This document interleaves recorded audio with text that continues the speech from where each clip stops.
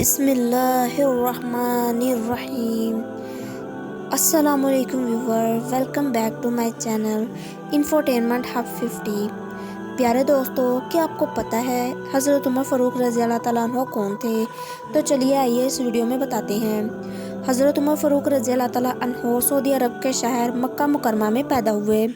حضرت عمر فاروق رضی اللہ تعالیٰ عنہ کے والد کا نام خطاب ابن نفل تھا اور وہ قریش قبیلے کا سب سے طاقتور اور بااثر افرادوں میں سے ایک تھا۔ وہ اپنے آباء و اجداد کے مذہب کا سختی سے پیروکار تھا، جبکہ وہ جنگی حربوں کو بھی جانتا تھا، اور اس کے علاوہ وہ ایک تاجر اور سوداگر بھی تھا۔ حضرت عمر فاروق رضی اللہ تعالیٰ عنہ ابتدا میں اسلام کے سخت مخالف تھے اور اپنے آباء و اجداد کے مذہب کے ماننے والوں میں سے تھے۔ علماء کی روایت میں حضرت عمر فاروق رضی اللہ تعالیٰ عنہ کا ایک مشہور واقعہ ہے۔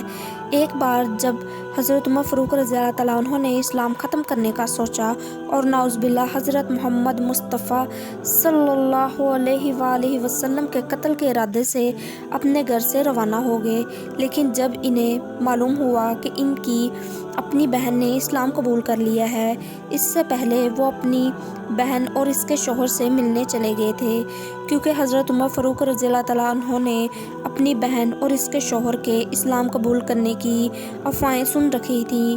ان دونوں میں قریش قبیلے کو گروہوں میں تقسیم کر دیا تھا، اور جبکہ حضرت عمر فاروق رضی اللہ تعالیٰ عنہ قریش میں ہم آہنگی اور اتحاد چاہتے تھے، تو وہ افواہوں کی گہرائی کی تصدیق کے لیے اپنی بہن کے گھر چلے گئے۔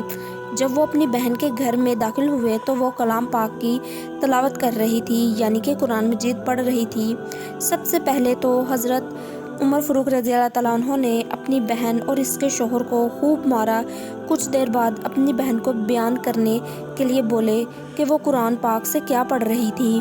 جب انہوں نے اللہ کی کتاب قرآن پاک کی کچھ آیات تلاوت کی تو انہوں نے قریش قبیلے کے بہادر شخص کو متاثر کیا اور یوں ان کے اسلام قبول کرنے کی وجہ بنی۔ سبحان اللہ! اس سے پہلے قریش نے افواہیں پھیلائیں کہ حضرت محمد مصطفیٰ صلی اللہ علیہ وآلہ وسلم یا تو کوئی شاعر ہیں یا پھر جادوگر۔ بہن کے گھر سے ہونے کے بعد حضرت عمر فاروق رضی اللہ تعالیٰ عنہ نبی کریم صلی اللہ علیہ وآلہ وسلم سے ملنے چلے گئے، اور انہیں یہ حقیقت معلوم ہوگی کہ حضرت محمد مصطفیٰ صلی اللہ علیہ وآلہ وسلم نہ تو شاعر ہیں اور نہ ہی کوئی جادوگر۔ انہوں نے حضرت محمد مصطفیٰ صلی اللہ علیہ وآلہ وسلم کو اللہ تعالیٰ کا حقیقی پیغمبر پایا، لیکن حضرت عمر فاروق رضی اللہ تعالیٰ عنہ نے اپنا آباء و اجداد کی روایات اور مذہب کو کبھی نہیں چھوڑنا چاہتے تھے۔ وہ کبھی بھی مذہبی امور پر قریش قبیلے کو دو حصوں میں تقسیم نہیں کرنا چاہتے تھے۔ نزول وحی کے چھٹے سال حضرت عمر فاروق رضی اللہ تعالیٰ عنہ حضرت محمد مصطفیٰ صلی اللہ علیہ وآلہ وسلم کی خدمت میں حاضر ہوئے اور اسلام قبول کر لیا۔ اس کے بعد مسلمانوں نے خلم خلا اسلام کے پیغام کی تبلیغ شروع کر دی۔ حضرت محمد صلی اللہ علیہ وآلہ وسلم کے صحابہ دنیا کے ہر کونے میں وسیع پیمانے پر پھیل گئے۔ مسلمان مسجد الحرام میں خلم خلا نماز پڑھنے لگے۔ حضرت عمر فاروق رضی اللہ تعالیٰ عنہ نے اپنے پچھلے عقائد، دولت، گھروں، خاندانوں کی اسلام کی خاطر قربانی دی۔ حضرت عمر فاروق رضی اللہ تعالیٰ عنہ نے اسلام کے لیے مختلف جنگیں لڑی، جیسا کہ غزوہ تبوک میں انہوں نے ضرورت کے وقت امت مسلمہ کی خدمت کے لیے اپنے شراکت کے طور پر اپنے آدھے ذاتی اثاثوں کو پیش کیا۔ عبداللہ بن مسعود سے روایت ہے کہ حضرت عمر فاروق رضی اللہ تعالیٰ عنہ کا اسلام قبول کرنا اسلام کی ایک بہت بڑی فتح تھی۔ مدینہ منورہ میں ہجرت ہماری کامیابی تھی اور اس کا دور اللہ تعالیٰ کی رحمت تھا۔ ہم نے حرم مسجد میں اس وقت تک نماز نہیں پڑھائی جب تک عمر رضی اللہ تعالیٰ عنہ نے اسلام قبول نہ کر لیا۔ جب انہوں نے اسلام قبول کیا تو قریش نے مجبوراً ہمیں مسجد میں نماز پڑھنے دی۔ پیارے دوستو، کیا آپ جانتے ہیں کہ حضرت عمر فاروق رضی اللہ تعالیٰ عنہ کا دور خلافت کیسا تھا؟ تو چلیے بتاتے ہیں۔ کئی دن بعد حضرت ابو بکر رضی اللہ تعالیٰ عنہ نے حضرت عمر فاروق رضی اللہ تعالیٰ عنہ سے فرمایا کہ وہ حضرت محمد مصطفیٰ صلی اللہ علیہ وآلہ وسلم کی وفات کو قبول کریں۔ حضرت ابو بکر رضی اللہ تعالیٰ عنہ نے اکثریت کی قبولیت کے ساتھ حضرت عمر فاروق رضی اللہ تعالیٰ عنہ کو اسلام کا دوسرا خلیفہ مقرر کیا۔ حضرت عمر فاروق رضی اللہ تعالیٰ عنہ کی قیادت کے سخت اور خود مختار نوعیت کی وجہ سے مدینہ منورہ کے قابل ذکر افراد میں شامل تھے۔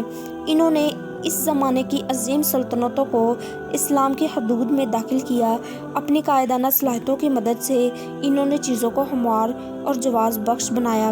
احتساب، انصاف اور لوگوں کو بنیادی حقوق ان کے اقدار کی بنیادی شراکت حاصل تھی۔ حضرت عمر فاروق رضی اللہ تعالیٰ عنہ نے اپنے تمام عہدیداران کو عام ہدایت فرمائی کہ یاد رکھنا، میں نے آپ کو لوگوں پر کمانڈر اور ظالم مقرر نہیں کیا ہے، اس کی بجائے میں نے آپ کو بطور قائد بھیجا ہے تاکہ لوگ آپ کی مثال پر عمل کریں۔ مسلمانوں کو ان کے حقوق دو اور انہیں تکلیف نہ دو کہ وہ زیادتی کا باعث بنے۔ ان کی بے جا تعریف نہ کرو، کہیں ایسا نہ ہو کہ وہ غلطیوں میں پڑ جائیں۔ اپنے دروازوں کو ان کے لیے بند نہ رکھیں، ورنہ ان میں سے زیادہ طاقتور کمزوروں کو نقصان پہنچائیں گے، اور ایسا سلوک نہ کرو جیسے تم سے بدتر ہو، کیونکہ یہ ان پر ظلم ہوگا۔ حضرت عمر فاروق رضی اللہ تعالیٰ عنہ کا دور خلافت عدل و انصاف کا دور تھا۔ سبحان اللہ۔ پیارے دوستو، حضرت عمر فاروق رضی اللہ تعالیٰ عنہ کی شہادت کا واقعہ ضرور سنیے۔ یہودیوں نے تسلیم کیا کہ اگر حضرت عمر فاروق رضی اللہ تعالیٰ عنہ شہید نہ ہوتے، 10 سال اور خلافت میں رہتے، تو ایک یہودی نہ بچتا، پوری دنیا میں صرف ایک ہی مذہب ہوتا اور وہ مذہب ہے اسلام۔ حضرت عمر فاروق رضی اللہ تعالیٰ عنہ یکم محرم الحرام کو شہید ہوئے۔ آپ فجر کی نماز پڑھا رہے تھے کہ ایک مجوسی ابو لولو جو چھپا ہوا تھا، اس نے آپ پر خنجر سے در پہ در وار کر دیے۔ حضرت عمر رضی اللہ تعالیٰ عنہ بہت زیادہ زخمی ہو گئے اور اسی طرح آپ نے شہادت نوش کی۔ سبحان اللہ۔ حضرت عمر رضی اللہ تعالیٰ عنہ کے بارے میں آج ہم نے سیکھا کہ ان کی تعلیمات کس طرح ہمیں ایک آموزدہ سبق دیتی ہے۔